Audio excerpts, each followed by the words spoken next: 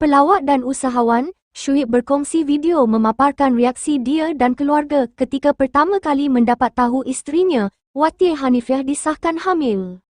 Menerusi rakaman itu, Wati memberikan kit ujian kehamilan kepada Syuib selepas 5 minit dia melakukan ujian kendiri.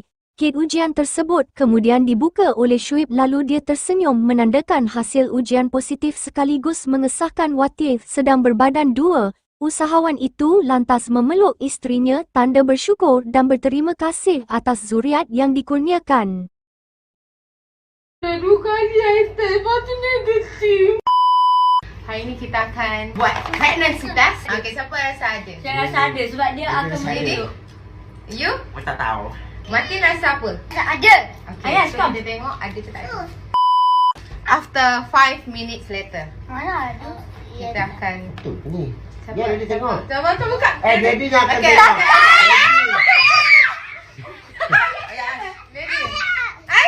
Ayah nampak dia di belakang sikit. Oi. Belakang. Jadi sabar. I letak dia belakang so kita tak akan nampak. Semua pandang ke sini. Okey, pandang sini. Sekejap. Mana tadi ya? Sini. Sebelah sini. Okay, semua tak akan nampak. Dia akan. Tepi. Dia Sana akan. dulu. Dia akan. Buka ke bawah. Buka ke bawah. Jangan tengok lagi. Tepi. Mami sana. Mami tu yang tengok.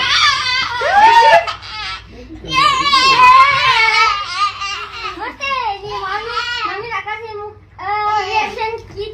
Daddy jangan tengok. Daddy tengok sama-sama. Ha? Tengok sama-sama. Dah terlepas dah. Siapa rasa pregnant? Saya. Was? Oh tak tahu. Oh blank. Martin? Pregnant. Pregnant? Tapi lah kamera tu dia tak nampak. Takut!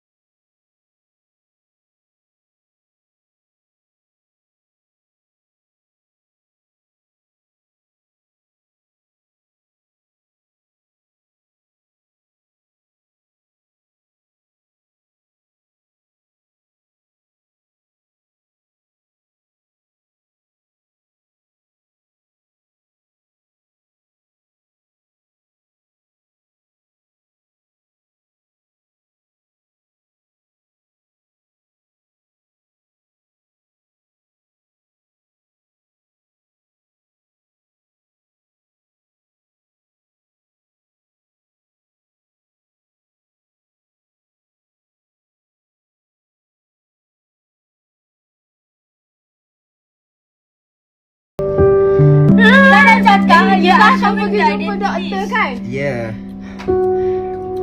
Finally.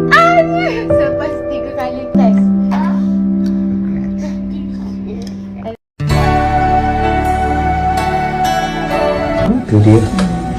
Dia. 7 minggu. Almost lah.